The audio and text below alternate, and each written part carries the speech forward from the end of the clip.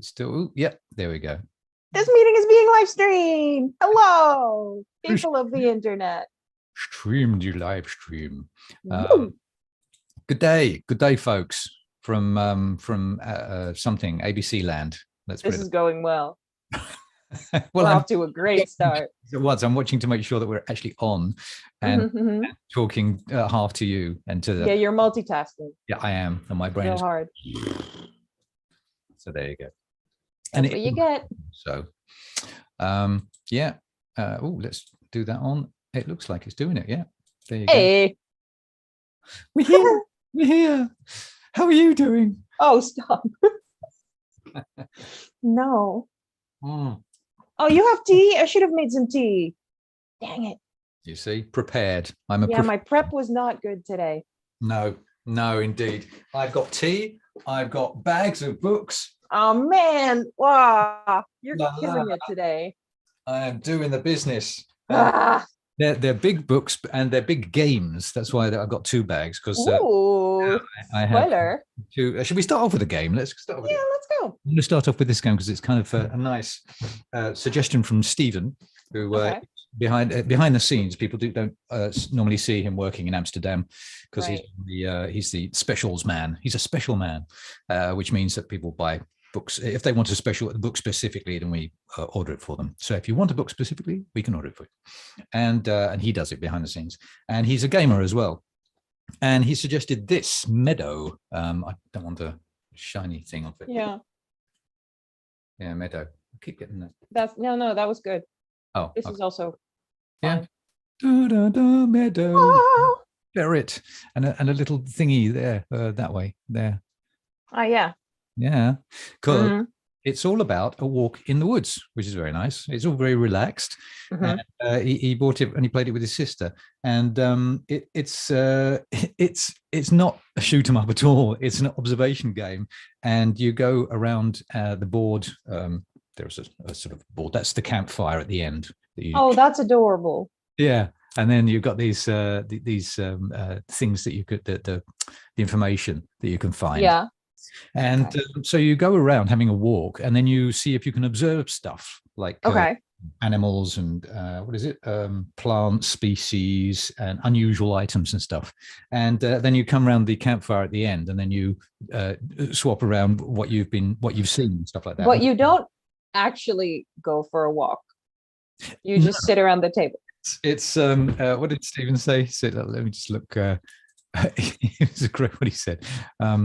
Stephen, where are you? In our list of things. So here we go. Easy to get into board games. Simulates a refreshing walk without having to go outside. I do see the appeal.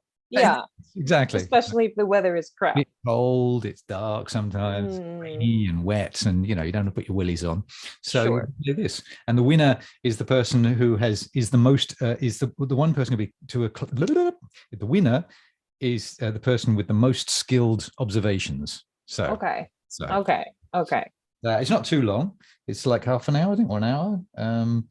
And you can play one. You can play on your own, which is kind of fun. Oh, that is interesting. Yeah, usually they're from 2 or more, you'd think, but this you can. And it's up to 4 people. Of course, I always think you can do up to 8 if you want, because you can do pairs and stuff like that. Yeah, like teams. Yeah, teams. That's a good word for it. Yeah. So there you go. It's €45. The games usually are more on the price range, and it's called Meadow. And it's totally the opposite of all the other games that usually. It sounds very wholesome. I like it. Exactly, wholesome. Yeah. And Stephen's a game player, and so for him to suggest it, I think, okay, this has got something. Yeah, he knows his stuff. Yeah, exactly. So, so there you go, Meadow. That's cute. Yeah, suggestion. I like it. Tell me what you got. Simona suggested something. I don't have the book. I didn't bring any of the books, so you're just gonna have to imagine a book here.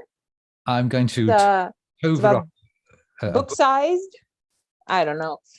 It's called Diary of a Void, and it's a Japanese fiction book. Simona is pretty big into Japanese authors and Japanese fiction, and it's just a little different usually from what we're used to.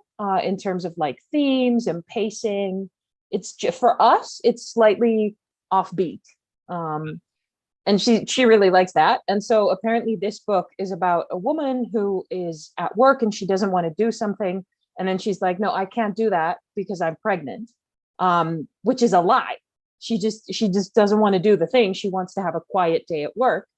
And she keeps up the lie. She keeps doing this. She keeps saying, no, I'm pregnant.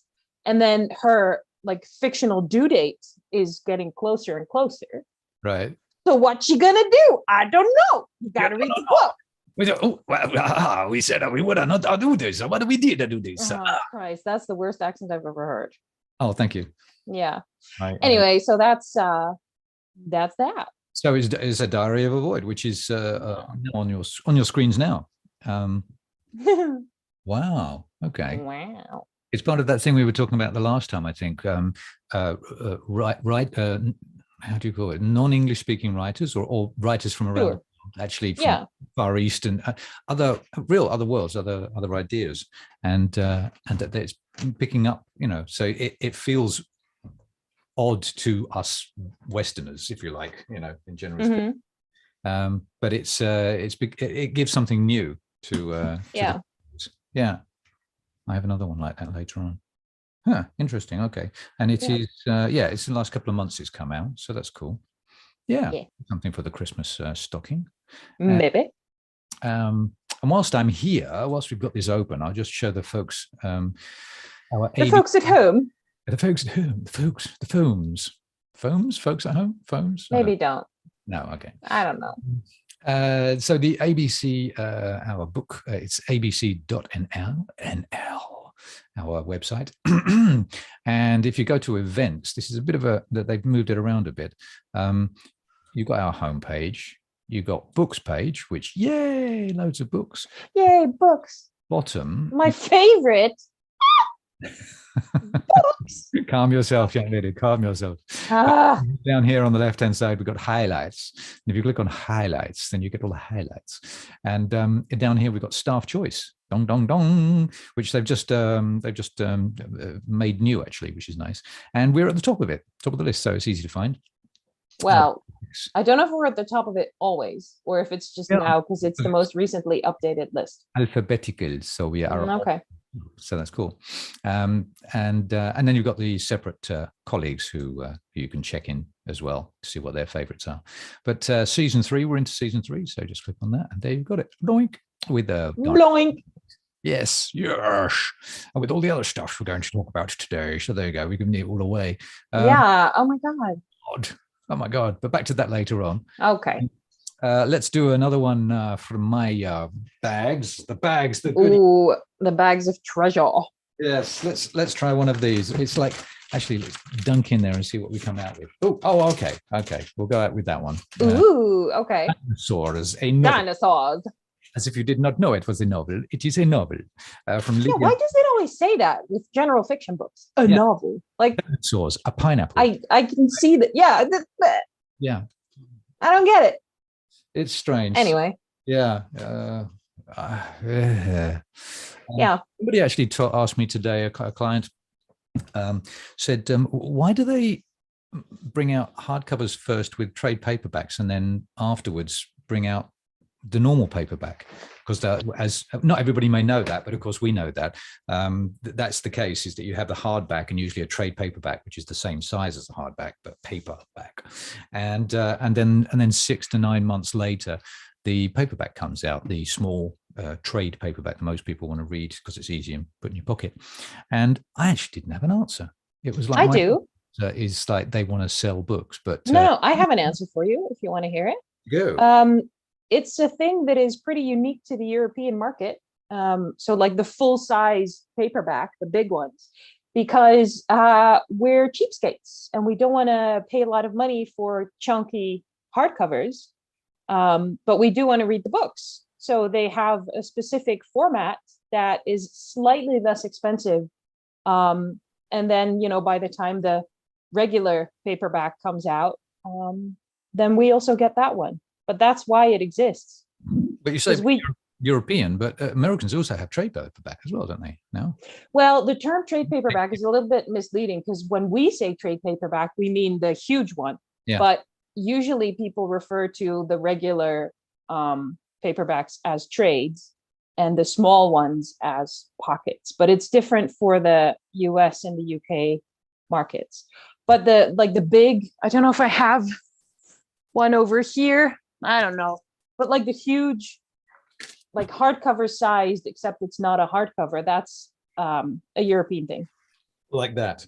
Yes. Yes. Large, but not spoilers, but yes. Yes, exactly. We'll come to that one in a yeah. This one is actually the opposite. This is small and a hardback. So what the hell? Yeah. So that's another thing. But it's a very small. But I mean, obviously there are also, publishers who like do their own thing. But in general, the huge giant paperbacks, that's something they came up with for us. But why bring out a hardback first and then wait 6 to 9 months anyway for because there are also people who want to buy the hardcover. Well, I thought about it, and then I thought actually it's what you kind of do with films, is that they bring them out in the cinema, and then months later they used to bring them out on CD or DVD. Sure, yeah. Or these days they just bring it on download. What are you doing? What's happening? Sorry. What are you doing? I'm getting my cable from my headphone is getting tied in the book, tied up in the no bag down there. Oh my god, too many books. Oh, maybe you should talk about a book. I don't know. Yeah, okay, all right, we'll get so Lydia, she wrote a book, right? Wow. And Reinoud liked it, and Reinoud, did he now? Yeah, Reinoud he's great. He's very positive. Does everything, but then he does everything, and it goes everywhere. But he reads millions of books at the same time. So, but this one he liked. He said it was a really well written book. So that's always a plus point, I think. And the storyline is about a very wealthy young man who actually just broke up with his partner and decides to go walk from New York to Arizona. Not something you do every day. Jesus. Yeah. How far is that? That is a lot of days. I mean, we spent like a month just driving from Chicago to California in a car. So walking it would take you a long, long time. Wow. Best part of a year. Wow. Yeah. I mean, it's fiction. I don't know if you did it. But sure.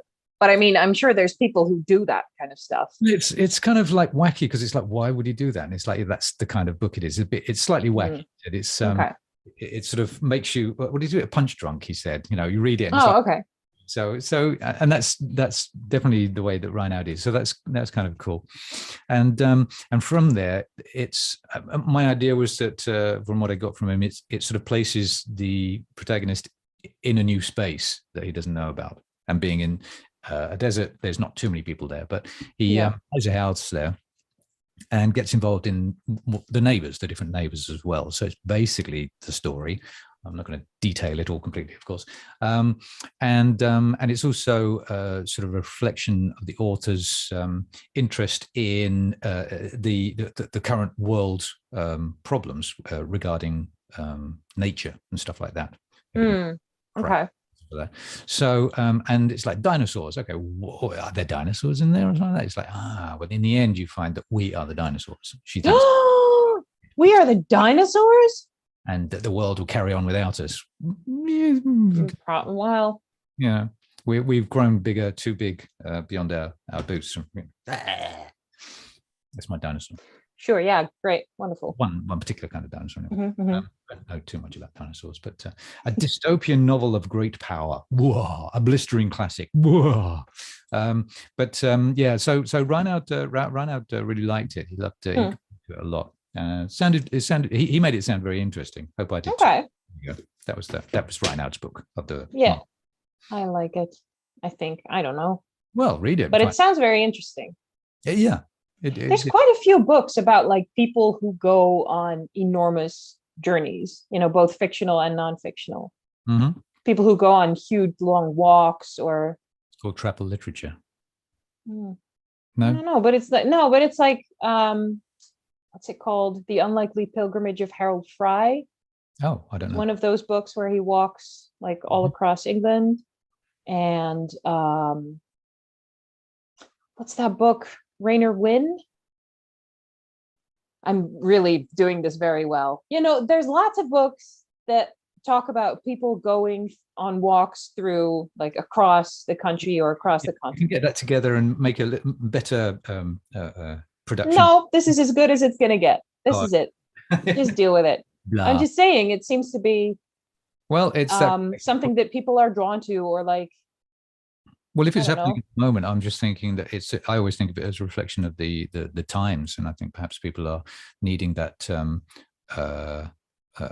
getaway, as it were. You know, this sort of thing, and people need to get away from what's going on and to explore new stuff. So maybe that's where we're a sort of subconscious voice of the crowd. Could be. Maybe. I mean, it makes me think of Zen and the Art of Motorcycle Maintenance, which is also a classic ride. He was on a bike, ride across the mountain. Sure, yeah. It's one of my it's my favorite book. So, yeah. Well, there you go. It's been around for a long time, but maybe popping its head up now in modern stories. Interesting. You got? I do. Something that Tom suggested. Tom is the buyer for lots of sections in The Hague.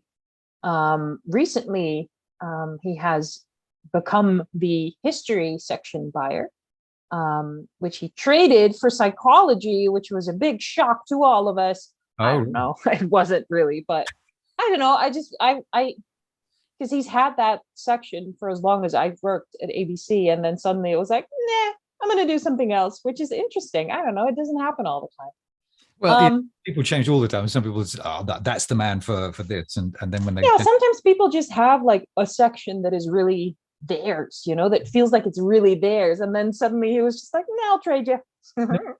But actually, that's part of the life, I think, of the bookseller as well, is that changing around. I definitely also, with some of my smaller sections, at some point, I feel like I've just like, I've mastered this now. I can move on to the next thing. You know what I mean? I feel like I've done this. Yes. Yeah. Anyway. But what is it? Tell the book, and I shall show. Yeah. So the title is Into Iraq. It's by Michael Palin. A travel book. Yes. Yeah. It's it's so tricky the way that Michael Palin writes, because obviously they are travel books, but they are also very much just like reflections on history and like almost sort of a social science standpoint. You know what I mean? It's almost like a sociology observation packed into a journey. But anyway, so for the first time in a long time, I don't know how long, Michael Palin went on a huge big journey to Iraq, which is obviously not the place that most people would necessarily, have at the top of their list of places they need to visit. But I think maybe therefore it's an interesting place to, if you can go there safely, to see like what's actually going on. There's places that you hear so much about. Well, also, I mean, these days, because it's not quite Iran, but it's something. If you read, and also the way that Michael Palin, he's known for these things as well, as you say, shining a light on not just going to see it and the lovely food that they have, but actually the backstory, the whole history, and that opens your eyes up, and it can be done. And so, going to places that are shining a light on places that are not known. And so he does that. You don't have to necessarily get on a plane and go and do it yourself, but if he can shine a light on it to give more knowledge to people who wouldn't know about that otherwise, or only hear it from the news. I wonder if that's... the way Tom put it, let me just see if I can find that. He is curious to see what life is like in a region of the world that once formed the cradle of civilization, but that in recent times has witnessed turmoil and appalling bloodshed. Amidst the ruins and grim surroundings, he finds life and hope, which I think is in a way very universal, because even if there's like, whatever there's going on, life also goes on. Absolutely. And I think it's very important to be mindful of that fact. There's always just people trying to live. Well, what we're seeing in Ukraine, I think it's very, at least I feel that, hard opgedrukt, pushed your nose against it. It's like people in Iran, people in Ukraine are living through a war right under our feet, as it were, which for I say that, we're living in Holland, it's Europe, so it's our, nearest war we've had. There are continually wars, of course, and people have devastating things happening all the time. But for us, I think, for me, it's something new, and of course, the perpetrators being Russia, also very on our doorstep. It has a lot to do with us. But to see that the people that are living through that, and that they're, I'm seeing more about Ukraine than I've ever seen before in my life. Yeah. And they are having shops and living normal lives like we do, but I'd never thought about that because it's never been in. Yeah. I just saw on Twitter, there's a bookstore, I think in England, that have been very vocal about raising support for Ukraine, and like they made these like backpacks with books and some other stuff for children, and they sent them there, and it was like lots of them. It was a huge, big fundraising thing. And they've stayed in touch with people there, and they shared something on Twitter about someone opening a bookstore in Ukraine, like now. This is happening, because obviously it's a wild time to do that, but also people still are going to want to read books. Yeah. And I think that's so beautiful. I don't remember the name now, but I'll put it in the description of the YouTube video, because I was just like, wow, this is, first of all, a very ballsy move. I love it. And also, it's just, there's something so poetic about it. I loved it so much. Yeah. It's the human heart. It needs to be done. And we tend to think, oh, there's war on. What you're saying, simply there's war on. You couldn't open a bookshop. It's like, fuck yeah, let's do it. Yeah. And all the more reason. Come on. I mean, we work in a bookshop, and I see it. Like, it really became clear to me during COVID is that after food, books are the most necessary thing for many people. Yeah. So these are it feeds your brain. Yeah. So that's amazing. Yeah. It's cool. Anyway, interesting book by Monsieur. Yes. Weird looking face on there. I don't know quite why you do that, but so there he is. Right. Let's get on to the next thing. Let's pick a book out of a bag. Ooh, lucky dip. Dip. Which, actually, I'll take that one that I had in my hand. Oh, sure, yeah. The Hunger of the Gods. Now, I took this because this is the latest one by Mr. John Green. Right. This is part 2, and I have a colleague, that was Natalia. Yeah, Natalia was reading part 1. Okay. She was really enjoying it, and she's got part 2 lined up, because she says at the end of part 1 it's so tense and nervous that you have. Oh no. Yes. But now you can, because part 2 is out. Yes, indeed. So there you go. So it's rather scary. Yeah. And what did she say? She says Shadow of the Gods is the first one. This is Hunger of the Gods is the second one. Right. Shadow of the Gods is a fast-paced, action-packed story based on a Norse mythology. So another one of those ones, because there's been quite a few recently. Well, most of the mythology adaptations that we're getting are Greek mythology. Oh, yeah. Okay. All right. Could be so. I was thinking of Neil Gaiman with more Norse mythology. Yeah, but that's, been around for a few years. Excuse me. Yeah, look, it's hella old, Luke. A couple of years. Well, you're young. You think a couple of years is just like... I don't know when it came out, but it's been a while. It's like, oh, that's just yesterday, isn't it? But sure. There you go. Cut me in half and count the rings. Character driven, apparently. So I like that. And there are 3 main characters, 2 of which are ladies and one is a man. And she quite liked the 2 badass ass-kicking ladies. So that's ooh, okay. Yeah, I can see why Natalia would appreciate that. Indeed, you do. And she was talking about the Norse mythology stuff. It's sort of woven into the story, but you don't need to obviously know the mythology stories too. Okay, good, because I don't. There you go. So you can read this. But I what I've noticed in things of my that I've done is it's a way actually going back through this, you might get interested in the Norse mythologies. So yes, yeah, I feel like that's pretty common for a lot of people. Yeah, when they read something like this and then they're like, oh, what actually was this based on? Indeed, yeah. This is interesting. So where did it come? Yeah. So that's cool. So if it makes you do that, then it's well written, I think, as well. Okay. It's a good way to get you interested in them. Yeah, there you go. So yeah, this is part one. Part two came out earlier this year, in around I think May or something like that. Anyway, that's this, and it's there for Christmas. Yeah. Try it. You'll like it if you like that. Yeah. So there you go. That's Natalia's suggestion. I like it. Yeah. Yeah. What you got? I have something that I suggested. It's not a book. It's a tarot set. What? Tarot. Oh my God. Oh, it's a very shiny one, isn't it? It's very shiny. That's why I'm moving you like your shiny stuff. I like my shiny. I'm a little magpie, Luke. You are. So this is the Phantom Wise Tarot. Does it say? Yes, it does. Which is by Aaron Morgenstern, who you might know as the author of The Night Circus. Yeah. And if you know anything about this book, you'll recognize from the color scheme that this is similar. It's not a Night Circus tarot, but it is. I'm trying to open it here without breaking it. But it is very sort of in the same atmosphere, in the same vibe.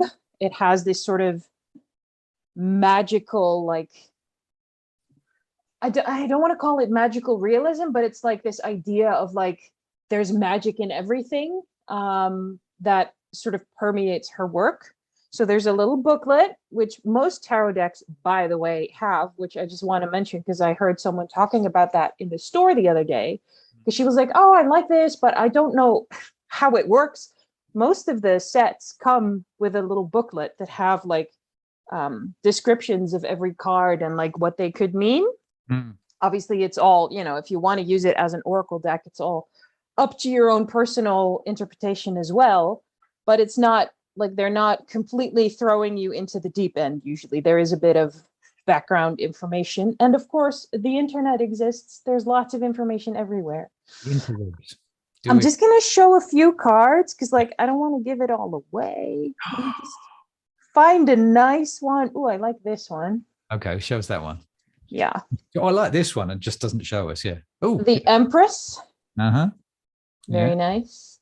I don't know how well you can see it because my screen where I see myself is very, very tiny. Yeah. No, it's good. It's good. Okay. The Empress. It's as big as it's going to get. So it's okay. So it's all black and white, and it's all creepy. The art is actually by Aaron Morgenstern, as far as I understand. Okay. Here's another one that I like. The sun has little sunflowers. I don't want to show more of them, but it's very nice. It's a very nice deck. The material of the cards is very nice, which is, sometimes they get real slippery and you can't really like shake them properly or hold them properly. And these have just a little bit of texture that just makes it very nice. Yeah. And it's a really nice deck. And also, I think it makes a really nice gift. If you maybe wanted to give someone a gift for like an occasion in December, I don't know. Well, just for the kicks, just to give someone. You could. In the middle of nowhere. Yeah. It's cool. Nice. Yeah.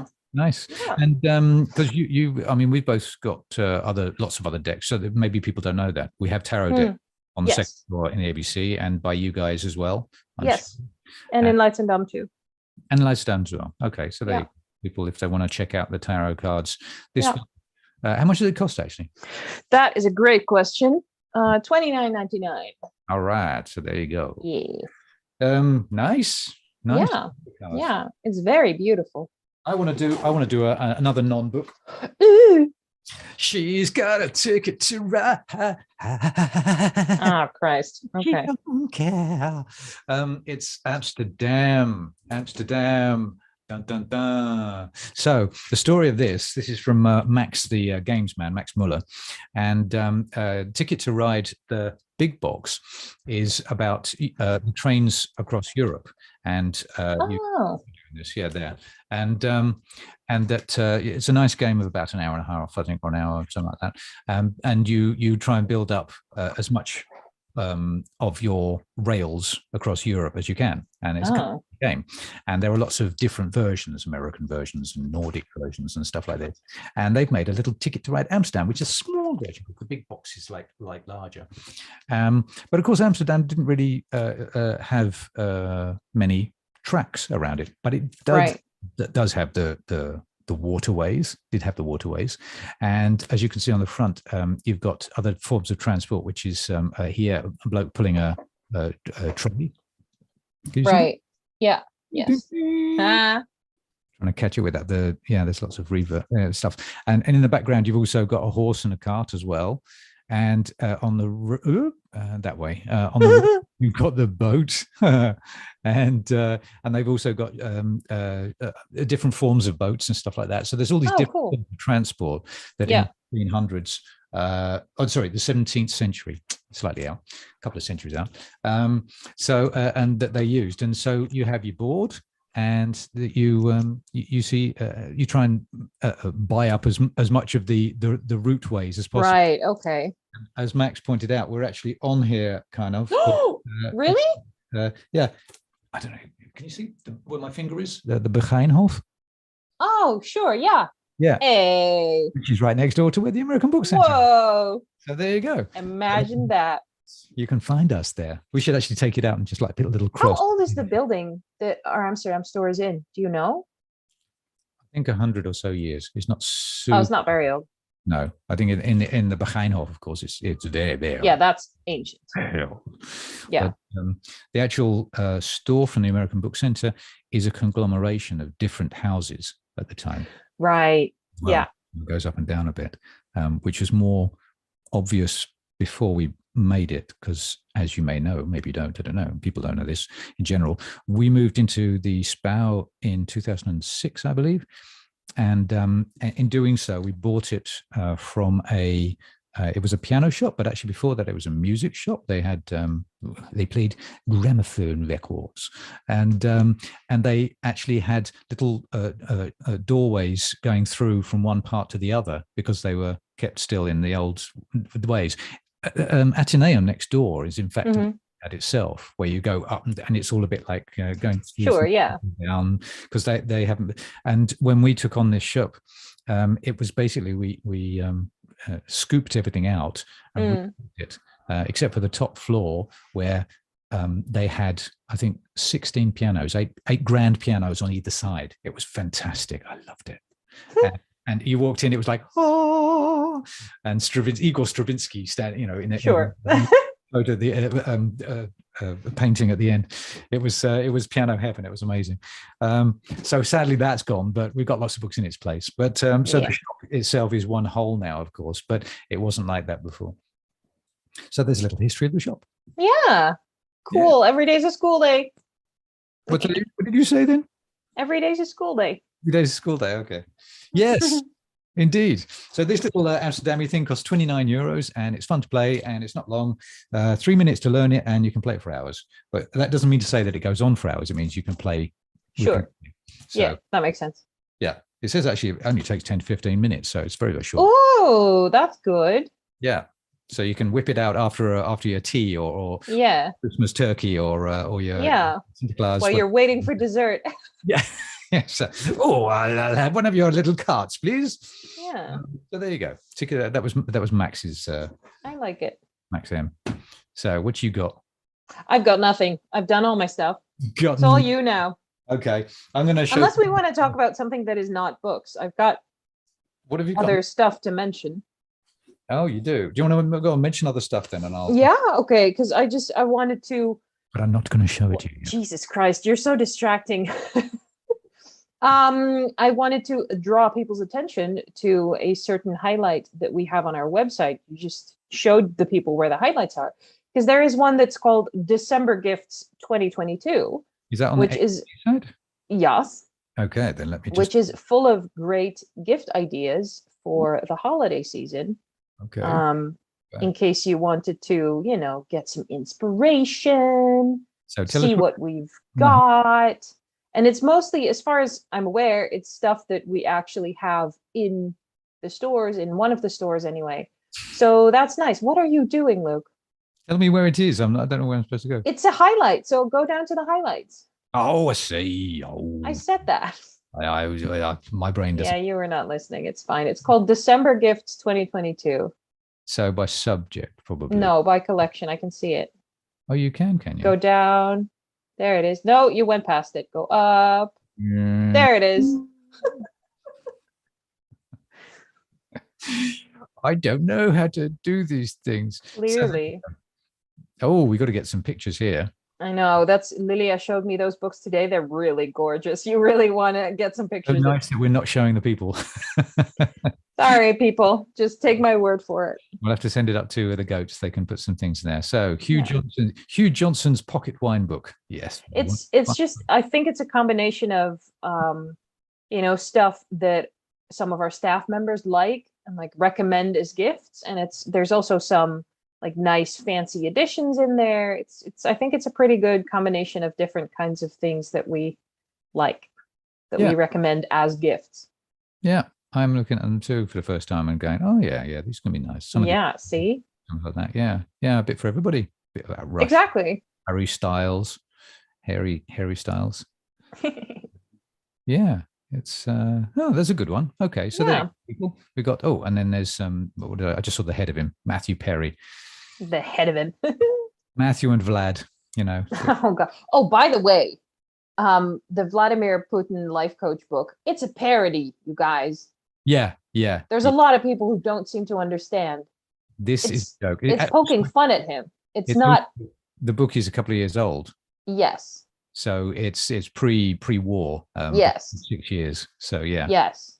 Yeah. Just FYI. We're poking the Putin. Yeah, we are. Putin. Proudly. Yes. So get that there. Good folks.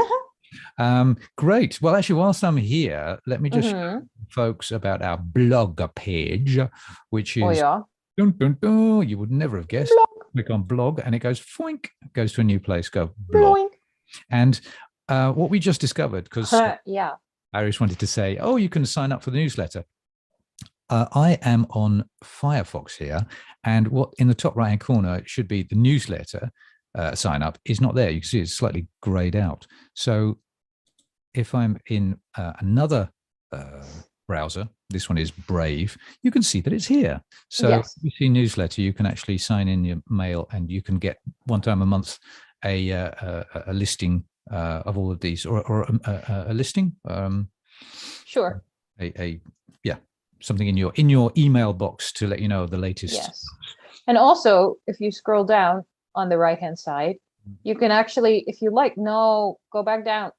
Go back down. Oh, girl. Go back down. Okay. If you like our blog, then you can enter your email address over there where it says ABC blog. And then every time when a new post goes up, you'll get a little email saying, hey, there's a new post up on our blog. And then you can read it. It's great. Okay. So there's two different places. That's for the blog post.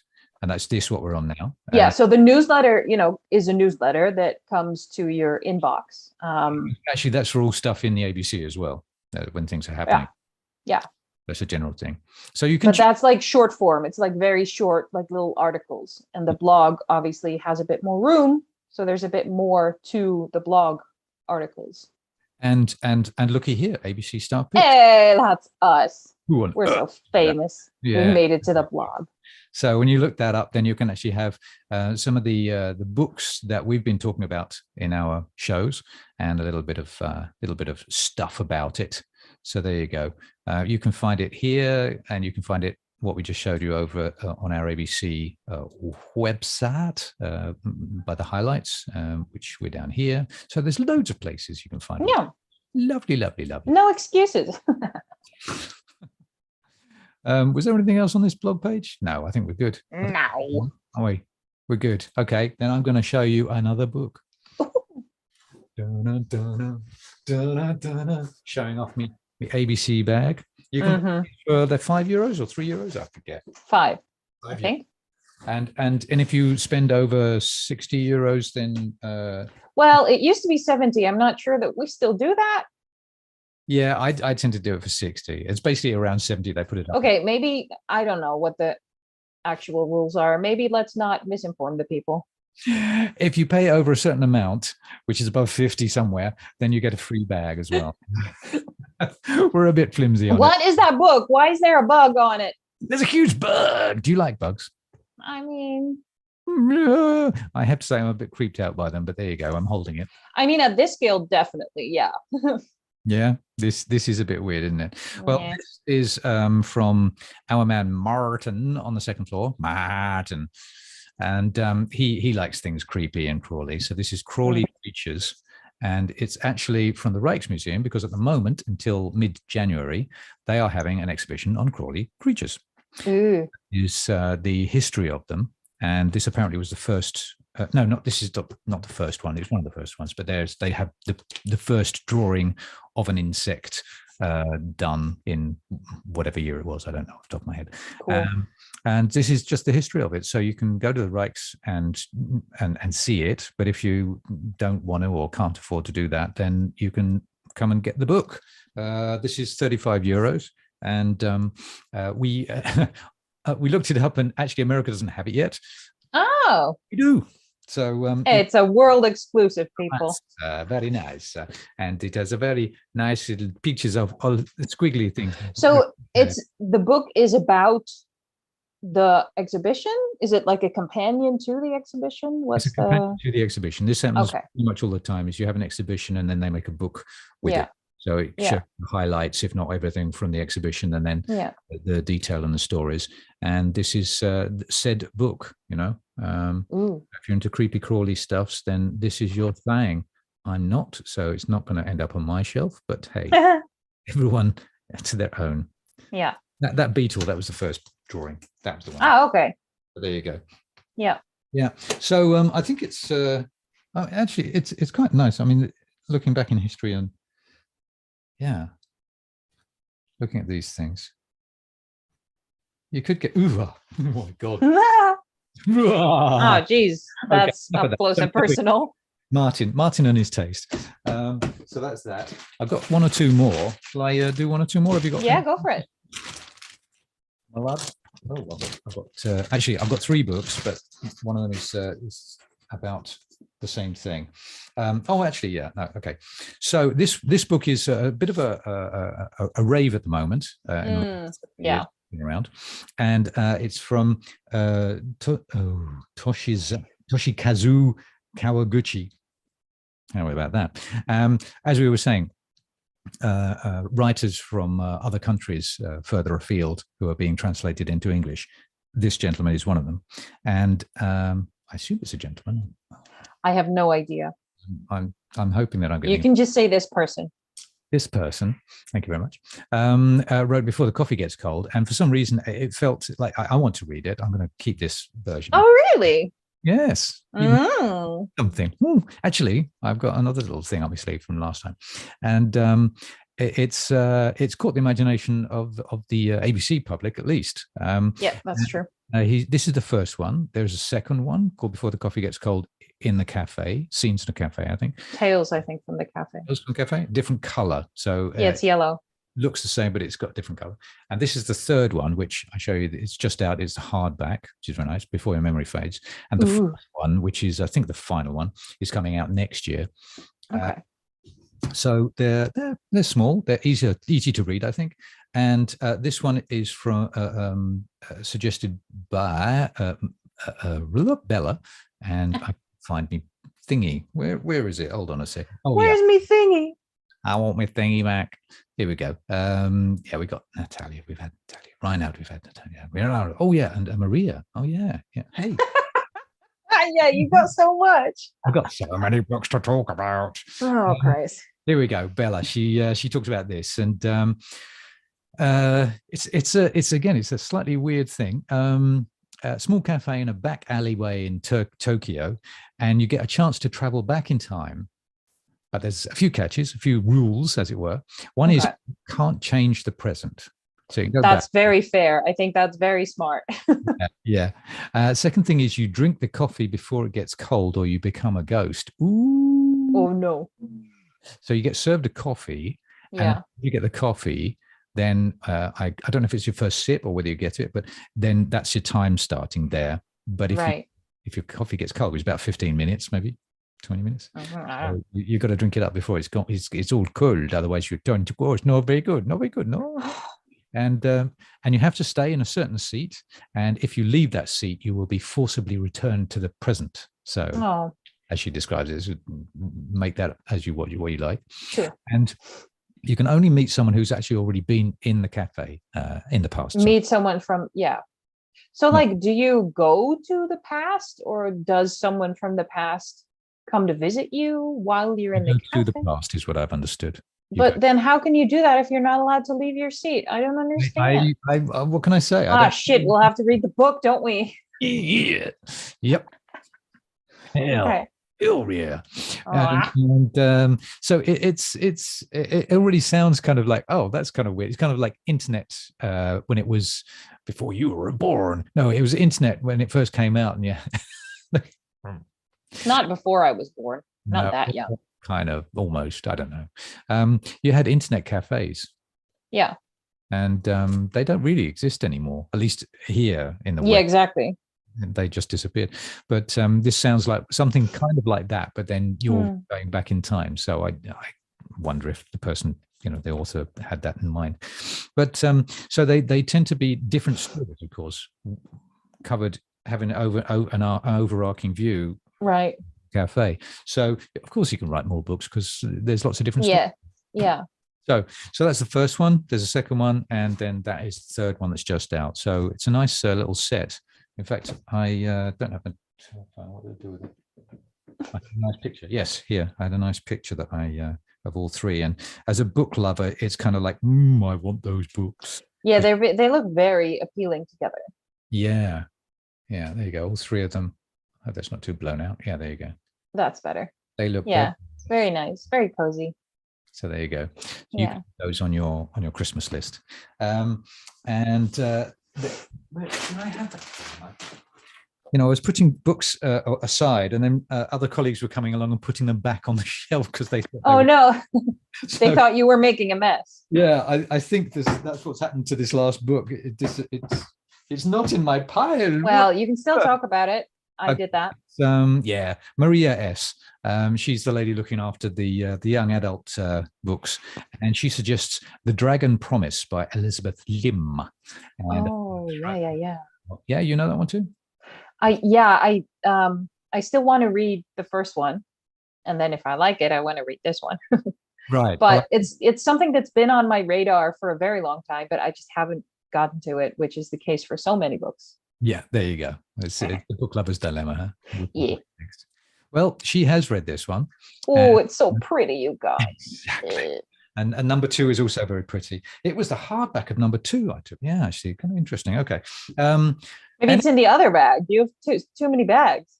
Yeah, that's it. I must have left one behind. Damn it, scam it.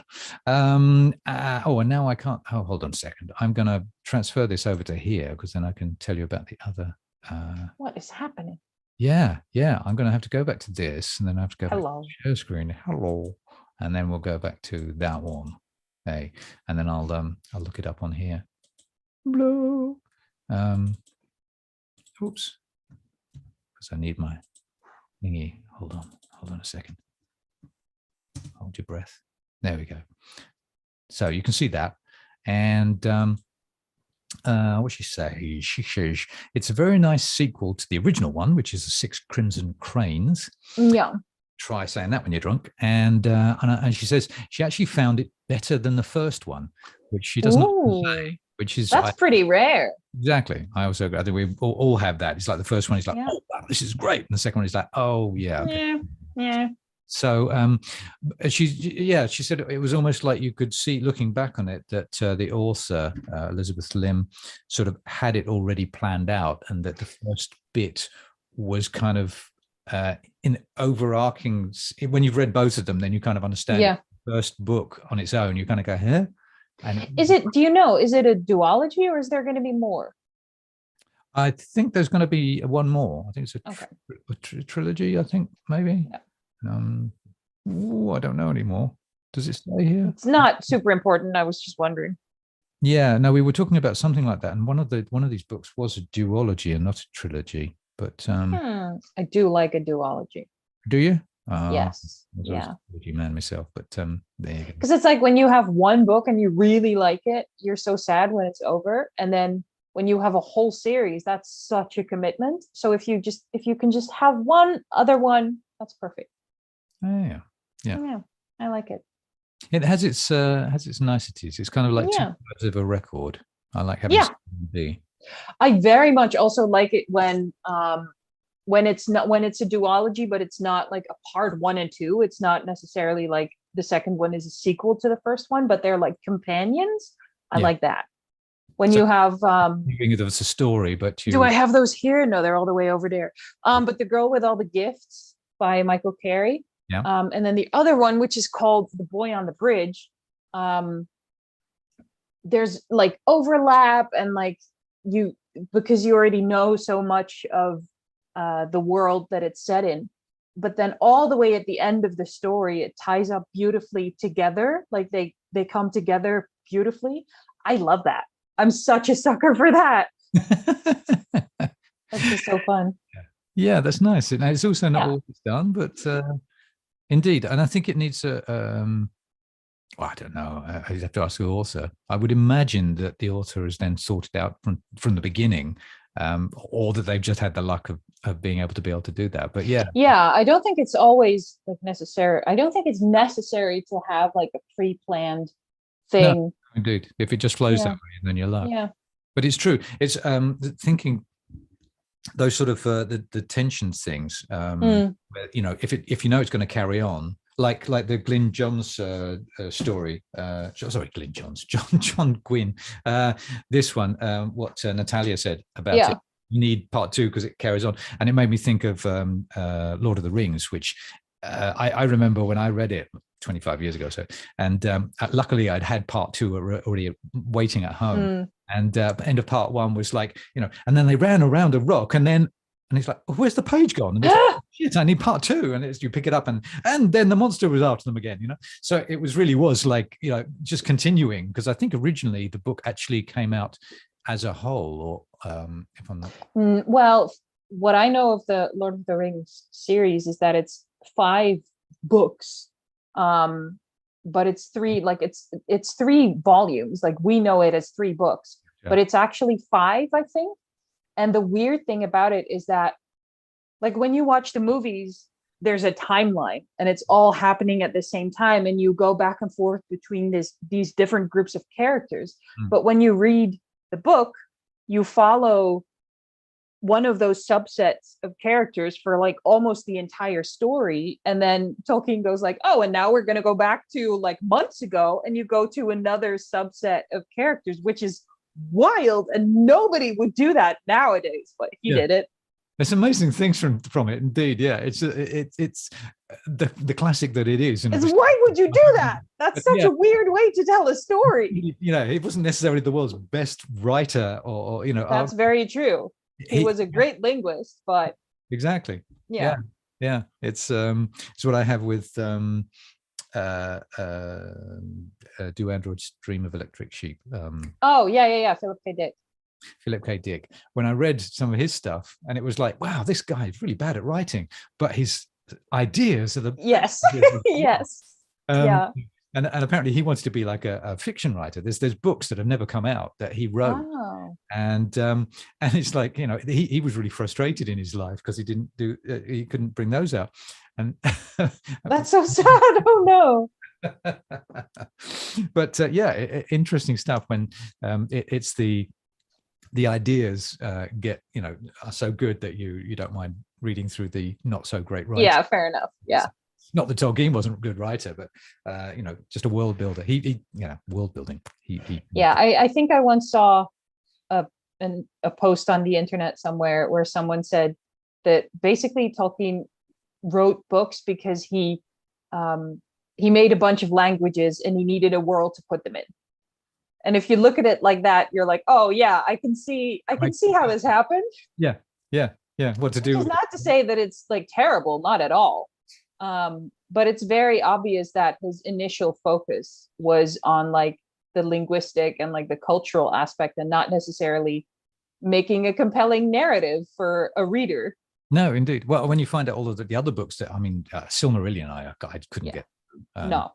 And the rest of those, there are people that can, so great, and they get involved in that world. But he did so much work, and it's they're still finding stuff to bring out these days.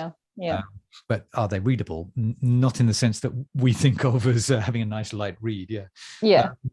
But anyway, just so back to that book that I don't have with me. Right. So she said that was also very super deep and well written characters. So we're talking about well written. Nice. That this is well written. So there you go. So that's part one. She was talking about part two is Dragon Promise. Yeah. Out. That's still in trade paperback, so that'd be about 20 odd euros. And part one was the 6 Crimson Cranes, which yes, read it and enjoy. And might have to bump it up on my list a little bit. Yeah. Oh no, it was waiting for you. So I think I've got through all this. Wow, did we talk about all the things? I think. Oh, we just have to talk about the other stuff in the events.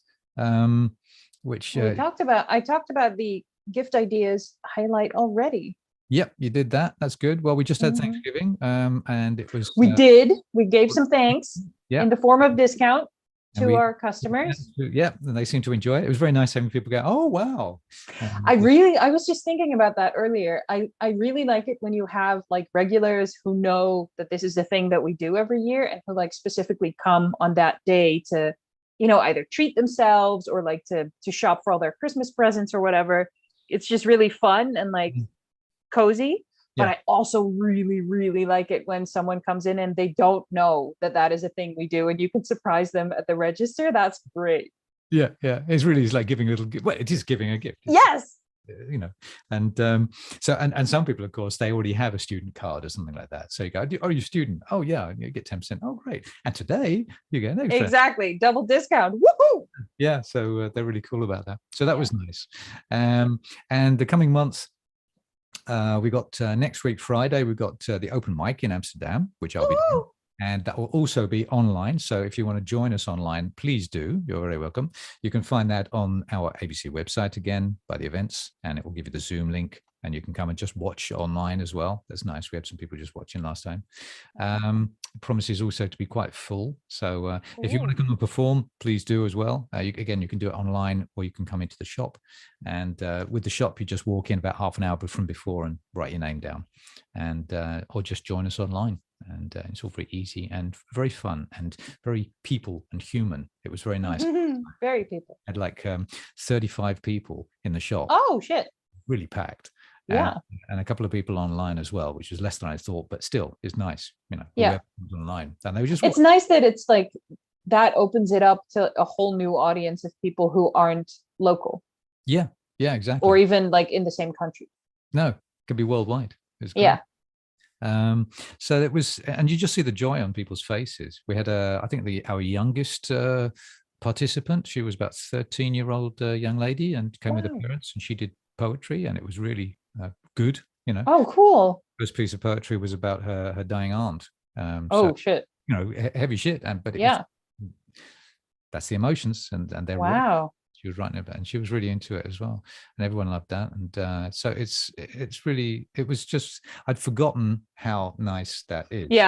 And how nice it was to do online, because you can touch people all over the world. But then I'd forgotten again how the vibe is when you're actually in a room with people sharing it, and just the smiles on the face, just the joy of it, or the interaction. It was really, this is what we've missed in the last 2 years. Okay. Yeah.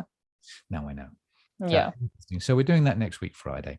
Next month we've got the book chats on December the 16th. Yeah. And finally, our next staff picks is not at the end of December. Oh, right. Yeah. And we're going to be doing that at the end of January. So that's yeah, we're taking a little Christmas break. We are. We don't want to get. Because it's never opportune at the end of December. You know, it's either Christmas or it's New Year's or it's that weird limbo period in between where everybody is not tuning into our stream. Anyway, is that a limbo dance? Yeah, we're doing limbo. Okay, great. Yeah, I totally got that. So we're skipping December. We'll be back in January. Slightly over December and coming back in January with lots of new stuff for the new year, 2023. Oh God. Well, when you put it like that, like the future, man.